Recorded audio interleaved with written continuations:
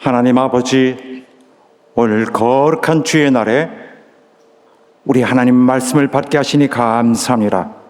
종에게 큰 권능을 허락하여 주셔서 선포할 때 정말 놀라운 영적 역사가 있게 하시고 우리 성도들의 심령을 함께 도와주시옵소서.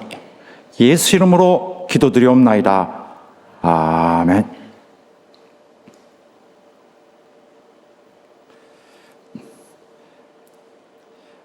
많은 신자들이 자주 오해하고 있는 것이 하나 있습니다. 바로 이것인데, 예수 그리스도를 믿기만 하면은 바로 하나님이 주시는 구원의 그런 목적은 다 성취된 것이다, 끝난 것이다 라고 생각하는 것이죠. 이것은 구원받은 이상 달리 더 중요한 건 없다고 보고 있는 것입니다. 이러한 종류의 생각은 개인에 따라 더 많고 적긴 하지만은 많은 성도들이 그 마음에 갖고 있는 하나의 의견입니다.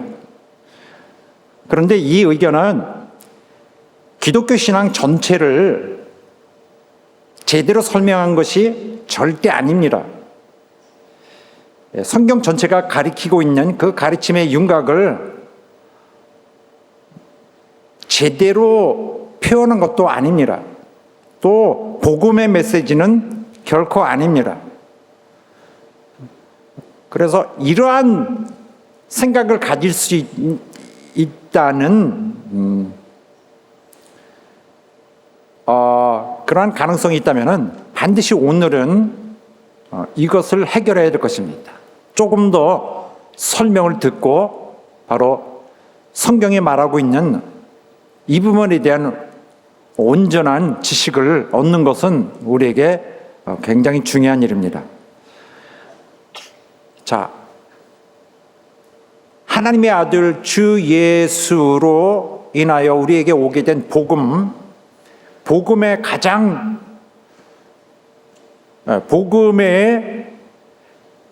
복음이 가져오는 두 가지 하나님의 베푸심이 있습니다. 복음으로 인하여 우리는 이 두 가지를 하나님으로부터 얻습니다. 바로 회심과 소명입니다. 그러니까 회심은 예수 믿는 거예요. conversion. 불신자가 기독교로 들어오는 것입니다. 예수 믿고 회심, 그리고 소명이라는 것은 부르심 받는 것입니다.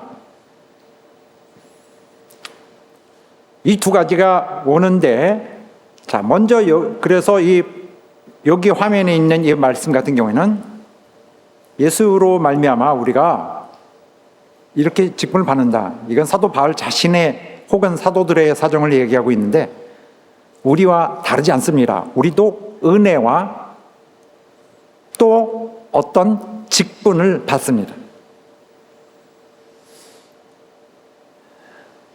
자, 먼저 이 두 가지 중에서 은혜에 대해서 먼저 짚고 넘어가겠습니다. 복음의 메시지에서 은혜라는 것은 뭘 말하냐? 우리가 은혜, 성경에도 많이 은혜라는 말이 나오는데 은혜라는 건 뭐냐? 좁은 의미에서 보면은 예수의 구속해 주신 사실을 가리킵니다. 대속.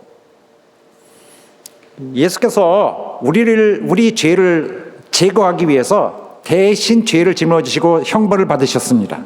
그래서 우리 죄를 제거하셨는데 이게 대속입니다. 대속이 바로 그렇게 하여 구속이 이루어지는데 이 구속만을 얘기할 수도 있고 또 대체로는 은혜로 그러면은 이 구속이 가져오는 바로 동시에 따라오는 여러 가지 혜택을 한꺼번에 퉁쳐서 설명합니다.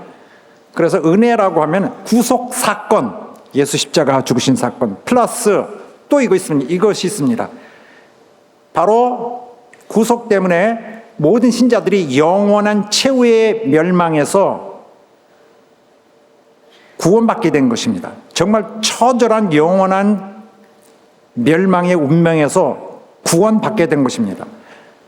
바로 이건 무슨 일이 생긴 것이냐? 바로 오늘 현재에 우리도 오늘 현재의 죄의 권능의 억압에서 풀려 나온 것입니다. 그래함으로써 지옥의 형벌을 피할 수 있게 된 거죠. 자, 그래서 운명이 바뀌었습니다. 구출됐습니다. 두 번째, 구속에 인한 두 번째는 바로 여러분과 나처럼 구속받은 자는 예수 그리스도에게 속하게 된 자가 되었습니다. 속하게 됐다는 건 무슨 말이냐? 일단 가장 쉽게 이제는 그리스도에 의해서 보호받고 돌봄을 받습니다. 그에게 그의 소유가 된 것입니다. 그래서 이렇게 은혜로 인한, 바로 우리가 은혜라고 말하는 것은 이렇게 위대한 것인데, 이것은 우리가 그냥 우리의 어떤 공로로 인해서 얻어지는 것이 전혀 아닙니다. 이것은 하나님이 그냥 우리가 아무 자격이 없는데도 호의를 가지고 그냥 주신 것입니다. 받을 자격이 없는 자에게 주시는데, 다만 언제 그렇게 주시느냐? 사람이 바로 그분의 아들을 진짜 이제는 신뢰하고 따라가기로 결단했을 때 되는 것입니다. 자, 다시 이제는 세 번째 어떤 특별한 혜택이 있습니다. 예수의 구속하신 이 사건의 일 때문에 따르는 바로 세 번째 특혜는 바로 생명을 주신다는 것입니다. 우리는 예수님을 우리의 주로 신뢰하고 이제는 의지하고 따르기로 결단했을 때 우리 안에 생명을 부어주십니다. 무슨 생명이요? 하나의 생명을 발생시키는 것이 아니라 주의 생명을 주시는 것입니다. 그리하여 그리스도인은 영적으로 살아 있습니다. 세상의 모든 불신자는 죽어 있어요. 그러나 이들은 살아 있습니다. 이 생명은 위에서 주신 것으로 우리는 위로부터 나았다라고 말할 수 있습니다. 우리 위로부터 나았는데 나음으로써 우리는 새 생명을 얻은 것입니다. 성경은 다른 곳에서는 이런 식으로 표현하기도 합니다. 새롭게 창조된 것. 에베소서에서의 가르침과 똑같습니다. 우리는 하나님의 생명을 우리 것으로 부여해 주심을 받고서 새로운 생명의 삶을 살게 되었습니다. 우리가 사는 삶은 새 삶이에요. 자, 다시 한번, 그러나 이것은 은혜로 값없이 주시는 것입니다. 내가 뭘 해서 얻어내는 것이 전혀 아닙니다. 그래서 그리스도인들은 은혜를 받은 것에 대해서 은혜를 받은 이로 나 은혜 받았다고 의시되고 목에 힘주고 어깨에 힘주고 자기를 자랑하고 할, 또 이전과 달리 갑자기 높아진 지위가 높아진 사람처럼 행해야 될 전혀 이유가 없습니다. 반대가 되어야 돼. 낮아져야 됩니다. 완전히 자기를 낮춰서 겸손한 새 인격이 되는 것이 특징적인 변화죠. 예수 믿을 때. 예수 믿을 때 가장 중요한 게 뭐겠어요? 나 엄청 죄인입니다, 주님. 나 정말 도대체 하나님께 용납될 수 없는 자입니다. 와, 끔찍한 자입니다 라고 자기를 인정했을 때, 그때 이렇게 회개할 때 그의 은혜가 주어집니다. 그러므로 내가 자랑할 새가 아니에요. 예수 믿는 바로 구원받은 직후에도 어떻습니까? 나는 그 구원받음이 없었다면 여전히 완전히 비참한 상태에 있었을 것입니다. 구원받았을 때 내가 갑자기 막 우아해지고 거룩해진 것이 아닙니다. 정말 이 속에는 완전히 죄에 빠진 오염된 정말 비참한 존재가 그대로 그 속에 있어요. 물론 오늘 새 삶을 시작한 다음부터 오늘부터 내가 나를 바꿔야죠. 그러나 나 구원받았습니다. 의심될 거 없어요. 내 품이, 나의 이 성격, 나의 어떤 위상 철저하게 망가졌습니다. 아무것도 없어요. 비참한 망가진 흔적 잔뜩 있습니다. 이렇게 몹시도 볼품없는 존재가 하나님 사랑 받은 거예요. 그래서 은혜가 된 것입니다. 할렐루야. 자격 없는 자가. 그래서 우리 신앙에 있어서, 복음의 신앙에 있어서 이 부분 대단히 중요합니다. 나는 하나님의 은혜로 오늘 여기에 있게 됐다. 내가 나 된 것은 하나님의 은혜라. 자, 정리가 됐습니다. 이게 은혜입니다. 이렇게 은혜 받는 사람은 나 은혜 받았습니다라고 혼자서 자기를 이렇게 설명하고 끝날 수가 없어요. 이 사람에게는 또 다른 베푸심이 있습니다. 바로 복음이 주는 또 다른 두 번째 베푸심은 뭐냐? 바로 주님을 섬기는 것으로 부르심을 받은 것입니다. 은혜에 이어 또 다른 베품은 무엇이냐? 바로 그분의 일을 하도록 보냄을 받는 것입니다. 보냄을 받는 것은 성경에서 사도의 경우를 보면은 분명하죠. 이와 같이 보냄을 받는 것은 바로 사도로 부르심과 받는 것이랑 그런 성격에 있어서 동질입니다. 사도에 대해서 설명하지 않아도 되죠. 바로 분명한 것 하나는 구원은 반드시 소명을 함께 가져온다는 것입니다. 구원하면은 그 사람은 누군가에 의해서 부르심 받은 거예요. 구원받은 사람은 그리스도 안의 믿음을 통하여 하나의 사도입니다. 진짜 사도는 아니죠. 진짜 사도는 그 12사람 플러스 사도 바울인데, 그분을 전파하고 그분을 증거하고 그분에 의해서 보냄을 받았다는 그런 의미에서 그분에게서 그분의 일을 위하여 부르심 받고 보내심 받았다는 의미에서 그들도 일종의 사도들인 것입니다. 그래서 사도들에게 부어주신 그러한 그 임무와 또 여러분과 나 같은 자들 위해서도 또 이런 사도적인 직무를 주신 것은 같은 그러한 성격의 일을 돕도록 되어진 것입니다. 모든 신자에게 이것은 공통적으로 주어져 있습니다. 옛날에 바로 우리가 아는 그 유명한 사도들뿐만 아니라 사도행전에 보면은 그 위에 그냥 사도들과 같이 역사하던 그런 전도자들도 사도들이라고 불리운 자들이 있습니다. 더러 그렇게 불렸어요. 뭐 바나바 이런 사람들이 다 그런 사람입니다. 진짜 사도는 아닌데 사도라고 불렸습니다. 그렇다고 해서 그 12사도라고 누구도 말하지 않습니다. 하지만은 이런 점을 볼 때에 바로 하나님에게서 그리스도에게서 보내심을 받은 자는 사도입니다. 일종의 사도란 말의 뜻이 보내심을 받다는 것입니다.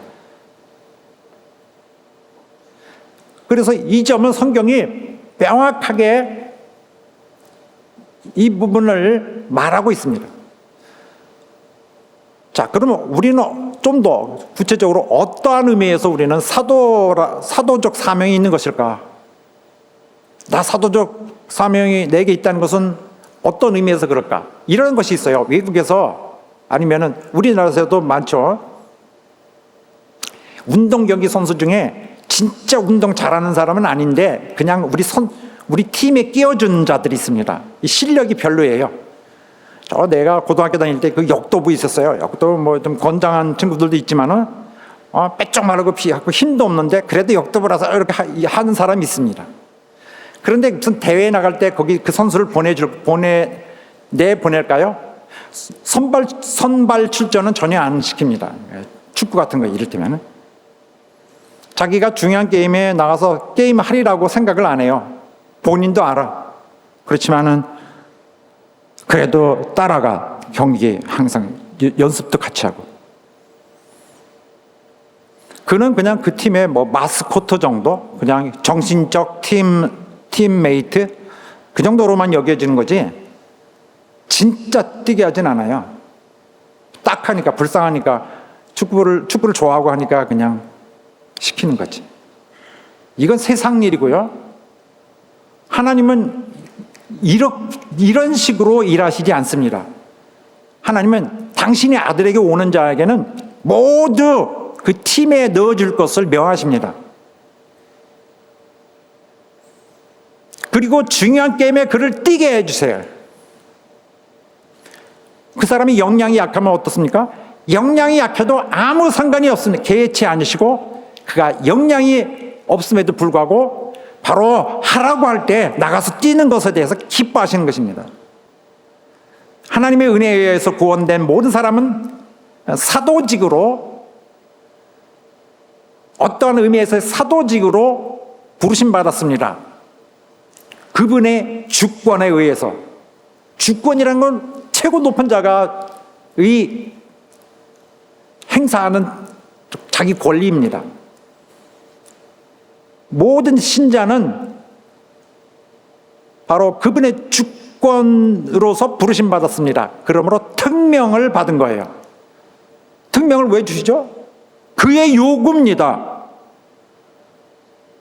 그래서 바로 우리 부르심을 받은 것은 그냥 믿는 사람은 그냥 아무나 다 한다고 해라, 그냥 아무나 다 된다는 식으로 막 무의미하게 아무 의미 없이 막 뿌려주는 거, 막 배려한다는 식으로 이런 것이 아닌 거죠. 특명을 받은 거죠. 개인으로서 하나님의 그 사람을 보내는 중요성이 엄청 위대하다는 사람의 중요성과 똑같은 거죠. 하나님의 입장에서 영적으로는. 그래서 하나님은 사명을 주지 않고는 그 누구도 구원을 주어서 그리스도인이 되게 하지 않으신다는 것을 기억해야 됩니다. 사도 바울이 말합니다. 너희가 부르심을 입은 부름에 합당하게 행하여. 부르심을 입었다는 사실을 너무 당연하게 생각하고 있습니다. 누구도 부인하지 않을 그 사실이요 라고 받아들일 수 있을 만큼 아주 태연하게 이렇게 진술하고 있습니다. 그러므로 우리는 부르심을 받은 자입니다. 우리 능력이 한계가 있을 것입니다. 개인적으로 다 차이가 있겠죠. 그러나 우리가 뭐 그렇게 우리 중에 뛰어난 사람이 뭐 얼마나 많이 있겠습니까? 그러나 우린 바로 우리가 하는 작은 일이라고 해서 무시하지 말아야 됩니다. 그것은 세상이 무시하는 것이고, 우리가 이 일을 해서 더 큰 일을 못하게 돼서 하나님의 일이 위기에 몰리고 그러지 않습니다. 그가 우리를 은혜로 부르셨을 때 우리 각 사람은 다 그분을 섬기는 사명을 행하는 것입니다. 기쁨으로, 영광으로. 여러분과 나는 순종하는 믿음을 삶을 사는 자로 부르심 받았습니다. 우리의 삶은 삶의 방식을 부름받았어요. 이 말씀은 지금 본문인데 로마서의 첫 머리에 있는 거죠. 그러니까 대단히 앞부분. 이 로마서의 이 진리를 이제 시작하고 있는 부분인데, 전체적인 하나님의 진리를, 또 신앙생활의 진리를, 정의를 내리고 있는 부분이에요. 그런데 로마서 맨 끝부분에 보니까요, 16장에 보니까 이렇게 되어 있습니다. 믿어 순종케 하려고. 자, 나의 복음과 예수 그리스도를 전파함은 영세 전부터 감추었다가 이제는 나타나신 바 되었으며, 어마어마한 일을 말을 하고 있습니다. 영세 전부터 어마어마한 비밀을 쏟아놓고 있는데, 영원하신 하나님의 명을 쫓아 선지자들이 글로 말미암아 이제 뭐예요? 이 땅에서 뭘 하시는 것입니까? 바로 모든 민족으로 믿어 순종케 하시려고 알게 하신 바, 그 비밀의 계시를 쫓아낸 것이니 이 복음으로 너희를 능히 견고케 하실 우리 하나님께 영광 돌지어다. 마지막 한 절만 있습니다. 시작을 순종의 믿음이라는 신앙에 대해서 시작을 하고, 자, 결국 너희를 순종케 하라고 하신 것이다. 이렇게 결론을 짓는 것입니다. 다시 말하면 로마서는 이렇게, 로마서에서 보면은 순종은 그냥 구원받은 사람에게 웬만하면 순종을 하나의 추가적 권유사항 이런 종류의 것이 아닌 구속받은 자, 새 생명을 받은 자의 기대되는 마땅한 정신, 마땅히 나와야 될 결과인 것입니다. 자, 영혼들을 구원하는 것이란 말을 우리가 많이 합니다. 영혼을 구원하자. 영혼을 구원하자. 이거 우리가 자주 쓰는 표현법인데 일반적인 거죠. 그러나 복음의 관점에서는 이것이 믿고 순종케 하는 것으로 변합니다. 똑같은 거예요. 영혼들을 구원하는 것은 복음의 관점에서 보면 믿고 순종케 하는 것입니다. 자, 그래야 해서 믿어 순종케 하는 그 하나님의 특명이, 하나님의 그 말씀이, 하나님의 뜻이 사도들에게 전하여졌고, 또 사도 바울에게 전하여졌고, 또 모든 예수 믿는 자들에게 전하여졌습니다. 바로 순종하는 이들을 통하여 전해졌습니다. 이 순종하는 믿음은 오늘날까지 결국 우리들까지 전달됐죠. 주의 종들이 계속 중간에 있었어요. 사도 바울, 사도들로 해서 1세기 때 끝나지 않고 계속 이어와서 오늘 우리에게 마지막으로 전해준 자가 있습니다. 그래서 오늘 우리는 순종하는 자가 됐어요. 그래서 오늘 감독자와 함께 순종하는 신앙에 임하고 있습니다. 그래서 우리는 우리 주어진 시간, 그들은 그들의 시간이 있었고요. 오늘 우리의 시간 주어진 몇십 년 동안에 이 임무에 충실히 해야 될 것입니다. 언제까지요? 우리가 이 일을 더 이상 할 수 없을 때, 다음 세대에 물려줄 때까지. 기운이 없거나 피곤하거나 정신적 이런 너무 쇠약해지면은 너무 물려줘야죠. 다음 세대까지. 그렇게 하여 우리 자신들도 바로 이러한 우리의 임무를 이제는 오늘 우리 시대에 부여받아서 우리 자신도 우리가 그렇게 순종하도록 만들어진 교육받은 대로 우리는 순종하고, 또 우리도 영혼들을 구원하여 그들로 하여금 순종하도록 그들을 가르치게 되는 것입니다. 자, 이렇게 되는 것이 기독교 교회인데, 신자인데도 불구하고 순종하지 않는 자들 많이 있습니다. 이거 내가 순종하지 않는다는 것을 설명하려면 저 속이 터지고 굉장히 말이 길어질 것 같아요. 그러나 간결하게만, 겉으로는 순종하는 것 같고 교회에서 함께 생활하지만은 순종하지 않기로 마음이 작정돼 있는 자들이 있어요.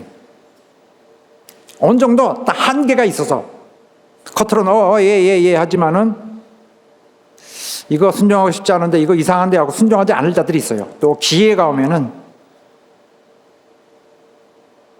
자기 이익을 위해서는 교회가 쓰러져도 상관이 없는 자들이 있어요.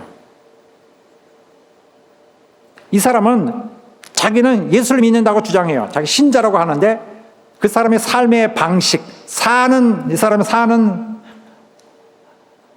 그런 스타일, 삶을 일궈가는 모습이 진짜 순종하는 것이 아닌 완전히 불순종하는 자죠. 이런 자들은 애초에 구속받은 적이 없는 것입니다. 가짜 신자죠. 그 삶이 가짜입니다. 자기도 이렇게 휩쓸려가지고 나도 예수 믿는구나 하고 온 거예요. 진짜 옆에 있는 사람은 구속받았는데 자기는 받지 않았거든요. 그런데 자기 받았다고 생각하는 거예요. 안 받았습니다. 아무 가치가 없는 거짓된 것이죠. 그래서 그러면 이런 것을 어떻게 구분할까? 바로 순종하는 삶이 순종하는 삶의 모습이 그 사람의 구속받은 사실을 증명하는 것입니다. 순종하는 삶의 모습으로 실체를 나타내지 않는 믿음은 가짜인 것입니다. 그런 사람들이 더러 있어요. 그러니까 이런 경우에는 그런 사람들이 애초에 잘못된 시작으로 계속 달려온 것입니다. 애초에 실질은 없는데 계속 달려온 것입니다. 오늘날까지 몇십 년이고 그렇게 올 수도 있어요. 이 사람은 뭔가 복음을 옳게 전달받지 않았던 이유 때문에 그렇게 되었을 것입니다. 복음의 메시지를 받는데 완성된 메시지, 복음의 그 진리의 핵심들을 온전히 다 포용하고 받았어야 되는데 뭐는 버리고 뭐는 취하고 이렇게 왜곡되고 취사 선택하는 식으로 받아들여서 복음이 왜곡되는 것입니다. 복음은 그렇게 될 수 없어요. 유기적으로 완전히 영적입니다. 영적으로 컴포넌스, 같이 어울리는 성분들이 있어요. 그러나 좋은 신학에 대해서 이렇게 신학적으로 접근해 보니까 구원받는 요건은 이렇다. 이렇게 하면 구원받고 이렇게 하면 구원받지 못한다. 이렇게 하면 구원받는구나. 그것만 임하되 책임을 다하라, 의무를 다하라 이런 건 다 빼버려. 내 구원받는 게 뭐예요? 그것만 알려주세요. 이런 식으로 이론적으로만 치중하고서 책임에 관한 부분은 매우 소홀히 함으로써 사람이 세상에서 자기 유익을 취할 때 하듯이 하나님으로부터 온 귀한 축복의 길을 마구 난도질을 해가지고 이걸 훼손시켜요. 그러고서는 다음 세대까지 전해. 내가 전할 때 받은 그대로 너 구속받은 내 그리스도의 십자가의 피가 너를 살렸다. 난 주 앞에 무릎 꿇고 주를 따르라. 은혜는 받되 따르지는 않겠습니다 하는 것과 똑같은 것입니다. 복음의 요구, 순종의 요구를 거절한 경우와 같습니다.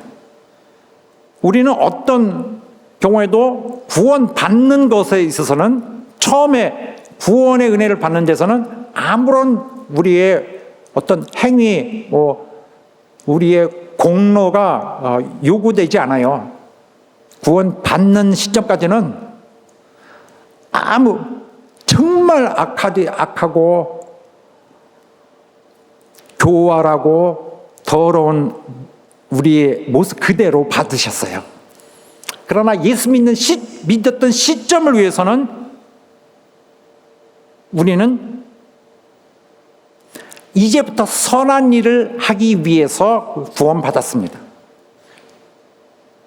우리가 이 땅에 있는 동안의 이 시간이라는 이 범위 안에서만 생각해 보죠. 우리는 구원받았어요. 왜 구원받았어요? 선한 일을 하기 위해서. 우리가 이전에 완전히 우리 조상들에 의해서 망쳤던 우리의 인류의 삶을 이제는 예수를 믿을 때 그 믿는 시점부터 우리는 바로 순종하는 삶을 갖습니다. 선한 행실로 살아가서 바로 우리의 생명을 잃었던 과거와는 완전히 다른 새로이 회복되는 삶을 사는 것입니다. 그래서 선한 행실은 믿고 나서부터는 요구가 돼요. 예수 믿기 전에는 선한 행실 필요 없습니다. 무의미합니다. 그럼 예수 믿고 나서는 선한 행실이 절대 필요합니다. 왜냐하면 그렇게 되기 위해서 우리가 지으심을 받았다. 우리는 창조되었다. 왜요? 선한 일을, 그가 시키시는 선한 일을 하기 위해서. 그래서 복음이 전하는 메시지는 믿음의 순종으로 사람들을 부르는 것입니다. 그래서 믿음의 순종은 바로 이런 오늘 같은 문맥에서는 구원과 하나도 다르지 않은 동의어입니다. 같은 말이에요. 믿음의 순종, 이쪽에는 구원, 똑같은 말입니다. 자, 그래서 우리가 믿어야 되는데, 믿는 사람인데, 오늘 본문의 말씀에도 믿음이라는 말이 있습니다만, 믿어 순종케 하나니? 이 믿음이라는 게 뭘까요? 이 믿는다는 게. 이 믿는다는 건 뭘 믿는다는 걸까? 어떤 일련의 그런 사실들을 믿는 것일까? 이것은 바로 우리가 믿음은 이렇게 얘기할 때 우리 신앙, 기독교 신앙 전체를 말하는 것입니다. 바로 신약성경, 구약성경 또 전체가 가르치는 그 가르침을 한마디로 일컬어 말하는 것입니다. 우리 주 예수 그리스도로 정리해버린 바로 모든 하나님의 말씀을 한마디로 그렇게 하여 생명을 얻는 이 생명의 길을 한마디로 믿음이라고 일컫는 것입니다. 하나님의 말씀을 우리가 받아들이고 실천해야 될 하나님의 말씀을 한마디로 일컬어 그러니까 믿음이라고 이런 단어를 인용해서 우리가 사용하는 것입니다. 그래서 이 믿음이라면 바로 하나, 세상에는 구원받는 하나의 믿는 시스템만이 있다는 것을 말하고 있습니다.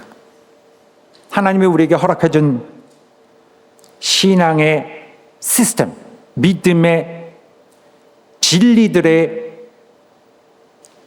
총체는 하나다. 믿음의 구원하는 권세는 오직 하나다. 그래서 절대 왜곡시켜서는 안 되는 하나예요. 2000년 동안 칼질하지 말아야 되는 하나의 그걸 가지고 우리가 믿음이라고 합니다. 일반적으로. 여러분 믿음 있으세요? 여러분 믿음 있으세요? 아니 대답은 해야지. 그래도 더 애매해지고 더 이전보다 말할 수 없게 되었습니까, 여러분? 여러분 믿음 있으십니까? 여러분 그걸 믿는 거잖아요. 하나님 말씀, 예수 그리스도를 통해 우리에게 명하신 말씀. 오늘 이렇게 강단에서 주의 종도를 통하여 끊임없이 반복하고 쏟아내고 경고하고 있는 그 말씀. 이 말씀은, 이 믿음은 어떤 모순으로 그 실체가 나타날까? 이게 믿음이 진짜일까 아닐까? 어떻게 알아낼까? 거기에 믿음이 있는지 없는지 어떻게 알아낼까? 바로 이 믿음은 삶을 통하여 그 실체를 증명합니다. 삶을 통하여 증명합니다. 삶의 방식. 이 사람이 그 믿음이 요구하는 종류의 이 행하는 삶을 살지 않고 나 믿음 있다고 주장하면은 이 사람 믿음은 가짜인 거죠. 그것은 그런 믿음은 없습니다. 성경은 그냥 죽은 믿음이라고 말하고 있어요. 이런 믿음 가진 사람이 이전에는 우리 교회에 함께 하던 사람들 중에도 많이 있었습니다. 다 지금 떠났죠. 우리 교회 지금 남은 사람 중에는 그런 영혼 거의 없다고 봐요. 신자라고 해서 굉장히 존경도 받는 사람들 많이 있는데 이 사람들은 믿음 없었습니다. 우리 기독교에서 말하는 것은 이 사람이 구원받았다는 것은 이 사람은 순종하는 사람이라는 것입니다. 이 사람은 순종하는 믿음을 갖고 있다는 것입니다. 인류가 왜 망해버렸습니까? 지금 회복하려고 애를 쓰는데 굉장히 힘들죠. 에덴에서의 이 대파국. 왜 어떤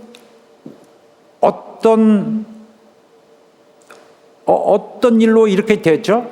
뭐가 원인이 되어서 이렇게 됐습니까? 바로 이 믿음이 없었기 때문에, 이 믿음을 실패했기 때문에, 순종하는 믿음을 실패했기 때문에 이렇게 망해가지고 이렇게 고생하게 되는 것입니다. 또 그런 반면에 아브라함이 하나님의 은총을 많이 받았어요. 아브라함은 왜 그렇게 되었습니까? 바로 그 순종하는 믿음이 훌륭했기 때문에 그렇습니다. 하나님 보시기에도 놀랄 만큼 본질은 죄인인데 너무 순종을 잘하는 그 믿음을 갖고 있다. 인류에는 희망이 있다 이랬습니다. 또 이스라엘과 유다가 다 망했습니다. 다 하나님이 그렇게 그들을 높이셨는데 다 패망했습니다. 나라를 빼앗겼어요. 나라를 빼앗기니까 삶의 행복도 다 빼앗기고 정말 삶이 정말 비참하게 됐죠. 자유도 잃고 진실도 다 빼앗기고 노예가 되어서, 남의 나라의 노예가 되어서 거기서 하나님도 없이 살았습니다. 하나님 불러도 하나님 거기 없어요. 왜 그렇게 됐습니까? 바로 순종하는 믿음을 실패했기 때문에 그렇습니다. 나는 우리 교회에서 우리가 환난을 겪는 것도 같은 이유라고 보고 있습니다. 겉으로만 화려하고 겉으로만 요란한 그 믿음, 그러나 순종하는 의무를 하찮게 여겼기 때문에 당연히 올 결과였다라고 보고 있습니다.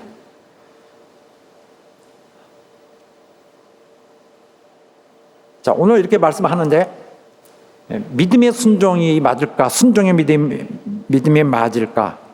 믿음의 순종, 순종의 믿음. 이것은 문맥에 따라 맞게 쓰면 됩니다. 둘 다 틀리지 않아요. 똑같은 걸 말하고 있고요. 순종하는 믿음은 순종의 믿음이겠죠. 그리고 이 사람은 믿음으로 순종하는 것이겠죠.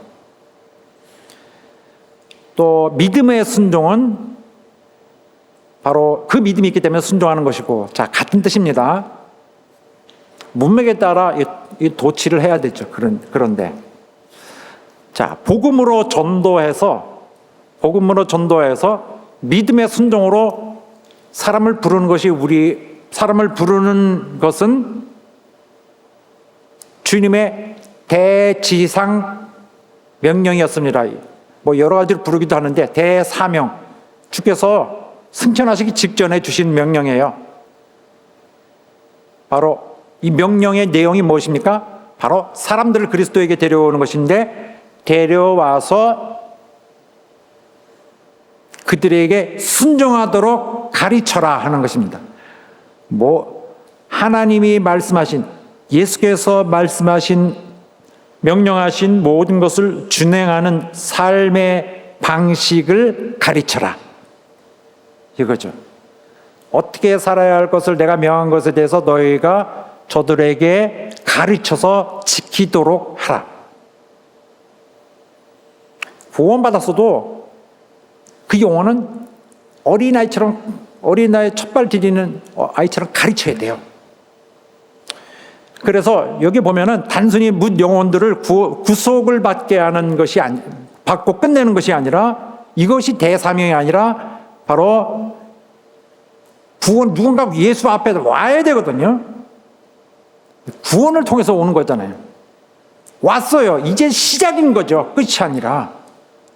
구원받은 자는 시작을 했습니다. 이제부터 순종하는 믿음을 갖도록 갖춰져야 되는 것인데, 이게 바로 대사명이 이루고자 하는 목표인 것입니다. 여기까지 와야 구원이 임한 것입니다. 구원의 상태에 이른 것입니다. 당신은 구원의 상태에 이르렀습니까? 네. 왜요? 바로 나는 주님을 순종합니다. 순종하는 자가 이제 비로소 구원이 이르러 나는 구원 안에 들어왔다라고 말할 수 있는 것입니다. 그렇다면 이건 고쳐져야 돼요. 믿었으니까 웬만하면 순종도 좀 하자.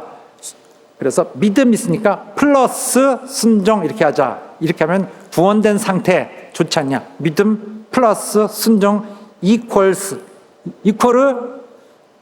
구원된 상태. 이거 뭔가 잘못된 것입니다. 바로 이렇게 되지 않고 순종하는 믿음이 구원된 상태입니다. 그래서 믿음은 그 자체가 독립적이지 않아요. 순종하는 영이 갖춰질 때 그 본질이 비로소 온전해집니다. 이것이 바로 복음이 우리에게 전해주고 있는 비밀이 아닌 거죠. 공개적으로 강력하게 성경 전체에 그 지지하는 그 지지를 받고서 명확하게 얘기하고 있는 것입니다. 순종하는 믿음이 믿음이다. 믿음은 순종하는 삶의 자세에 의해서 증명이 됩니다. 순종하니까 믿음이구나 하는 거지, 비로소 순종하고 있는 것을 보고 참된 것이라고 증명하는 거지, 순종하지 않는 사람은 순종하지 않는 삶을 보고 그것이 이 사람이 믿음이 없다는 것을 아주 노골적으로 증명하고 있는 것입니다. 그런데 자기는 믿음이 있다, 지식이 있다, 믿음이 있다 하지만은 이 사람이 순종하지 않고 있다면은 이 사람은 거짓말하고 있습니다. 사람을 속이고 있는 거죠.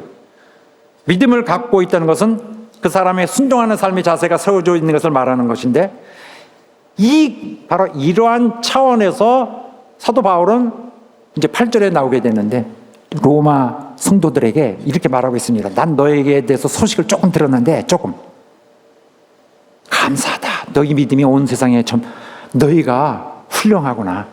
너희 믿음을 사람들이 말하고 있다.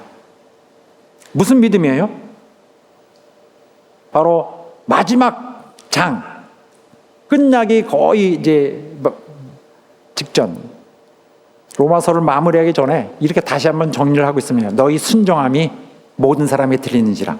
아까는 너희 믿음이 온 세상에 전파되는구나. 지금은 너희 순종함이 모든 사람에게 들리는구나. 똑같은 얘기를 하고 있었던 거예요. 로마 성도들은 그가 한 번도 만난 적이 없습니다. 그러므로 로마 교회 성도들과 사도 바울이 서로 나눌 것도 없어요. 불쑥 나타나서 편지를 쓴 거예요. 사도 바울이. 한 번도 만난 적도 없고 그 교회는 그 사도가 세운 것도 아닙니다. 그런데 그는 대뜸 말합니다. 너희 믿음이 훌륭하구나. 믿음이 훌륭한데 특정적으로 너희 믿음은 순종이구나. 이렇게 빵 명확하게 연결시키고 있습니다. 주저할 것이 없고 그냥 당연하다는 듯이 그들에게 모르는 자에게 하늘의 대비밀을 열어서 풀어주고 있거든요. 신앙에 대해서 딱 부러지게 이 편지 하나에 완전히 다 알려줘야 돼요. 하늘의 비밀을 다 풀어서 얘기해줘야 되거든요. 내게 하늘에서 온 하나님이 주신 복음이 있다. 하나님이 주신 기쁜 소식이 있다. 이것이 뭐냐면은 이거 빨리 알려줘야 된다 하고서 정말 터지는 마음으로 말하고 있는데 신앙의 본질을 정확하게 해줘야 될 거 아니에요. 잘 해줘야 될 거 아니에요. 그런데 믿음은 순종이다 하고 있습니다. 너희가 믿느냐? 믿고 있느냐? 그럼 너희가 순종하는 자가 됐구나. 이렇게 말하고 있습니다. 그래서 믿음과 순종은 구원이라는 동전이 있는데 동전은 이쪽 면에는 믿음인데 다른 면에는 순종인 것이죠. 똑같은 걸 말하고 있는 것입니다. 이것이 바로 순종하는 믿음이, 그리고 순종하고 있는 믿음이, 또 믿음의 순종을 하고 있는 자가 구원의 상태에 있는 것이다 하는 것입니다. 할렐루야. 그런데 우리는 왜 순종을 해야 될까? 왜 굳이 우리 순종을 해야 될까? 순종이 왜 이 본질적인 문제입니까? 당연히 본질적인 문제죠. 왜냐하면 하나님은 우리 주님이시기 때문에, 주 예수는 우리의 주님이시기 때문에, 그는 모든 것을 호령할 수 있는 모든 것의 주권을 가지신 최고의 통치자예요. 그분 안에 들어오고 그분의 소유가 되면 그분에게 복종하는 거 당연하죠. 하나님께 속한다는 것은 주님의 주님 되심에, 주님의 당연히 그가 가지신 권리, 당신의 권리, 최고의 주로서 당연히 그가 이제 보유하신 그 신분에 대하여, 권위와 영광에 대하여 내가 그분 안에 들어오면은 그거 인정해. 주님의 주님 되심을 인정해야죠. 그래서 복종하는 거예요. 순종하는 관계로 들어온 것입니다. 에덴에서 상실했던 그 상태로 그 상태를 다시 회복하여서 상태를 그 비극을 돌이켜서 다시 순종하는 관계로 회복돼 들어와야 됩니다. 그래서 주를 순종하는 것을 주의 주되심을 알고 순종하는 신앙이 강조되지 않은 모든 신앙은 잘못된 신앙입니다. 가짜 신앙. 신학도 그거 완전히 모순성이 많은 잘못된 신학입니다. 신학이나 이런 것은 하나님에 대해서 적극적으로 하나님께 순종하는 이런 것을 좀 제한하는 이런 경향들이 있어요. 이들은 기독교의 본질을 바꾸는 자들입니다. 자, 사도 베드로가 이렇게 얘기합니다. 내가 함께 읽겠습니다. 시작. 내가 만일 내 입으로 예수를 주로 시인하며 또 하나님께서 그를 죽은 자 가운데서 살리신 것을 내 마음에 믿으며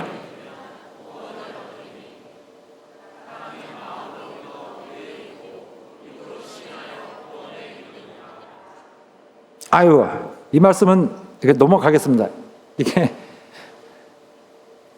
이것을 나 입으로 시인했다 이렇게 말하는 자 내가 같이 읽자는 건 다음 구절이었는데, 나 입으로 시인했다, 나 예수 믿고 나 구원받았지 않느냐, 이렇게 무심하게 말하는 사람들이 이 말씀을 사용합니다. 이 말씀에서 입으로 시인한다는 것은 나 말로 했지 않느냐가 아니라 행실을 말하는 거예요. 말로 하듯이 행실이 말하는 신앙. 자, 그 다음 것인데, 베드로는 바로 그런즉 이스라엘 온 집이 정녕 알지니 너희가 십자가에 못 박은 이 예수를 하나님이 주와 the Lord, 주와 그리스도가 되게 하셨느니라 했습니다. 예수 믿는 순간부터, 구속받은 순간부터, 은혜 받은 순간부터, 하나님 안에 들어온 순간부터, 그분에게 받아들여진 순간부터, 그분의 긍휼을 받은 순간부터 그는 주가 되셨습니다. 순종해야 돼요. 우리에게 주를 순종할 수 있는 기회가 있는 것은 우리에게 괴로운 일이 아니에요. 불편한 일이 아닌 거죠. 이 지상에서 우리 몇십 년 되겠습니까? 이 인생 동안에 주님, 내 주님을 섬기는 것이 기회이지, 그게 어디 괴로움이 되겠습니까? 기쁨이고 영광이지, 특권이지. 더러운 그 영적 원수들 섬길 수가 없잖아요. 그들은 지옥에 갈 자들. 우리가 이 땅에 있는 동안에 주님의 나라, 영광스러운 나라 가기 전에 우리는 주님을 주로서 섬길 것입니다. 그래서 주 예수를 부르니 교회 안에서 거창하게 나 이거 말은 예수를 위해서 하는 것처럼 이렇게 하지만은 믿음에 순종하는 것이 아니면은 주를 위해 하는 것이 아닙니다. 이미 마음은 떠나 있죠. 말로는 거창하게 하지만, 이런 말씀이 어떻게 생각하십니까? 바로 주여 주여 하고 신앙인인 것처럼 하지만은 귀신을 쫓아내고 이적을 막 하라고 하지만은 주님은 나는 널 모른다 그랬습니다. 경고하셨어요.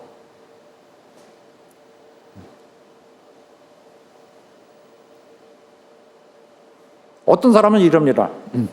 이게 말이 되는지 한번 보십시오. 나 공부 열심히 하겠습니다. 그러나 단 선생님 말씀은 듣지 않겠습니다. 이렇게 말이 되나요? 나 결혼하겠습니다. 그러나 결혼 생활은 안 하겠습니다. 나 아이를 낳겠습니다. 그러나 아이는 기르지는 않겠습니다. 말이 되나요? 목자가 있는 건 알지만은 그에게 순종은 하지 않겠습니다. 교회가 있는 것은 알지만은 나는 내 대의에 따라 내 하나님을 내 개인적으로 섬깁니다. 내가 더 잘 섬겨요. 내가 더 크게, 나는 더 큰 범위에서, 너는 교회에서고 나는 더 쭉 올라와서 큰 범위에서. 이거 말이 됩니까? 이건 말이 안 되는 거죠. 결국 자기는 교회에 섬기지 않고 목자도 섬기지 않고 누구 말도 듣지 않고 내 뜻대로 하겠다는 것입니다. 불순종하기 위해서 핑계거리를 아주 쫙 깔아놓는 거죠. 내가 나의 목자에게 대해서 나는 순종할 의무가 없다. 나는 대의로 하나 주를 섬긴다. 이 사람은 성경 자체를, 하나님 말씀 자체를 대적하는 자예요. 주께서 모든 족속으로 제자를 삼아 가르쳐 지키게 하라 그랬습니다. 또 예수께서 내 양들을 먹이라, 내 양을 치라, 내 양을 먹이라 이렇게 하셨습니다. 또 성령으로 감독자를 세우셨습니다. 감독을 하나님이 보내어 불러 자기 일을 시킨다. 너희 중 장로들에게 권하노니 하고 말씀이 있는데, 장로들이라는 것은 감독들을 말합니다.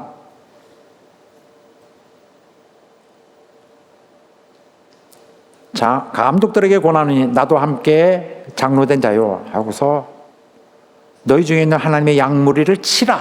그리고 젊은 자들은 이들에게 순복하라, 복종하라고 했습니다. 또 우리가 여호와는 나의 목자시니 내가 부족함이 없으리로다. 그가 나를 푸른 초장에 넣으시며 실만한 물가로 인도하시는도다. 내 영혼을 수상시키시고 자기 이름을 위하여 의의 길로 인도하시는도다. 하나님 감사합니다. 나를 오늘도 인도해 주시고 계시군요. 인도해 주시고 계시잖아요. 누구의 인도를 받고 있는 것일까? 현실적으로 나는 내 하나님께 그냥 내 영감으로, 나 홀로, 내 자신의 느낌에 따라 이렇게 느낌으로 이렇게 하나님이 날 도와줘. 이렇게 가라. 예. 저렇게 가라. 예. 다 내 영감으로. 이런 거짓말쟁이가 어디 있어요? 하나님이 준비하신 종을 통하여 그가 지으신, 세우신 교회 안에서 하는 것입니다. 모든 구속받은 신자들 다 믿음의 순종으로 오게 된 사람이에요. 그들은 곧 이름하여 부르심을 받은 자들이죠. 모두가 나는 구원받고 끝났습니다. 나는 구원받은 자. 아니요. 당신은 부르심을 받은 자요. 당신은 순종으로 부르신 자요. 그리하여 영원한 나라에 들어가게 합당하게 만드신 자들입니다. 우리에게 전달된 그 복음의 그 진수들 가르쳐 지키게 하라. 우리도 순종하여서 순종하는 자가 되었고, 또 우리를 통하여, 우리 교회를 통하여 전도하는 자들에게도 순종하도록 가르치고 있습니다. 1세기에는 주께서 사도들에게 하셨지만 오늘은 21세기 우리들에게 하십니다. 우리는 그 일을 이어가고 있고요. 우리도 순종하는 자가 반드시 되어야 되며, 우리도 사람들을 영혼을 구원하여 저들의 구속받은 영혼을 향하여 우리는 섬기라고, 주님을 섬기라고 저들을 순종하도록 가르치고 있는 것입니다. 주께서 부탁하신 우리 일에 모두 성공하는 여러분과 나 되기를, 훌륭한 성령께야 되기를 예수 이름으로 축원합니다. 할렐루야. 자, 기도하겠습니다. 기도할 때 하나님, 나 순종하겠습니다. 또 우리 교회 내 영혼이 이 땅에 기회가 있는 동안에 잘 섬기고, 그래야 우리 교회가 또 많은 영혼 구원하여 또 그들도 순종하게 하는 이 일에 훌륭하게 기여하고 싶습니다. 하나님 받아 주시옵소서. 다시 합심하여 기도하겠습니다. 하나님 아버지, 우리를 역사하시고 인도하여 주시옵소서. 우리 영혼을 받으시고 인도하여 주시옵소서. 하나님이여, 우리 정말 주님을 순종하는 우리의 삶, 정말 믿음을 순종으로 증명하는 우리가 되길 원합니다. 역사해 주옵소서.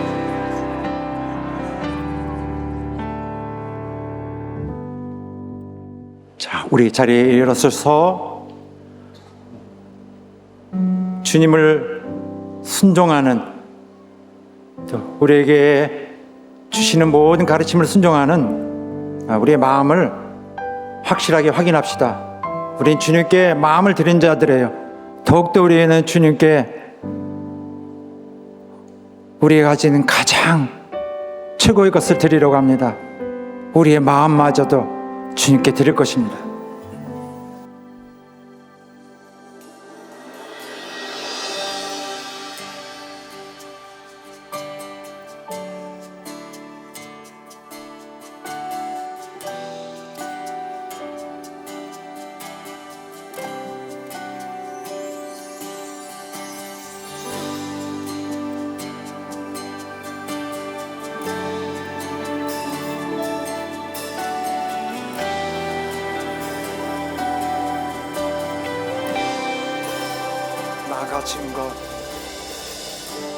나 가진 것 하나 없고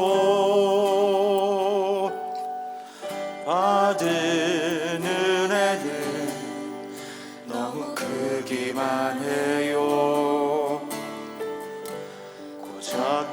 가질 수 있는 것은 이 마음밖에 없어요. 나 가진 것 하나 없지만 우리 예수님 나의 기억 되세요. 영원토록 내 노래는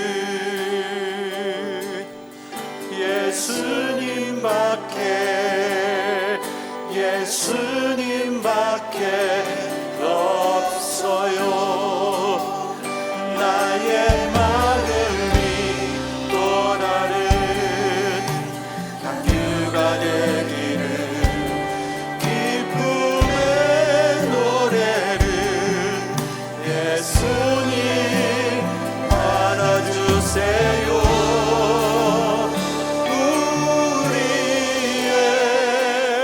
마음을 드려요. 보잘것 없지만 마음을 드려요.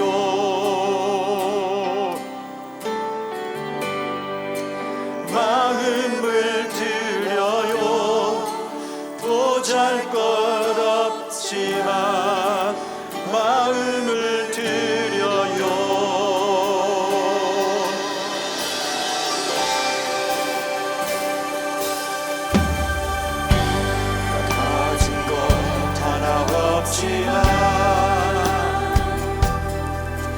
우리 예수님 나의 기억 되세요.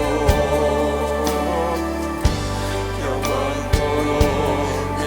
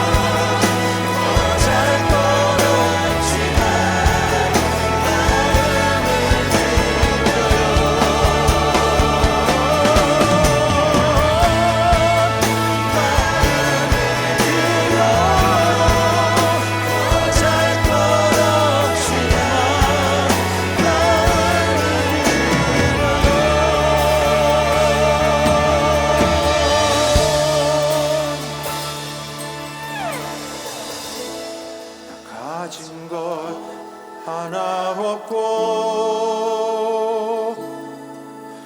받은 은혜는 너무 크기만 해요. 고작 드릴 수 있는 것은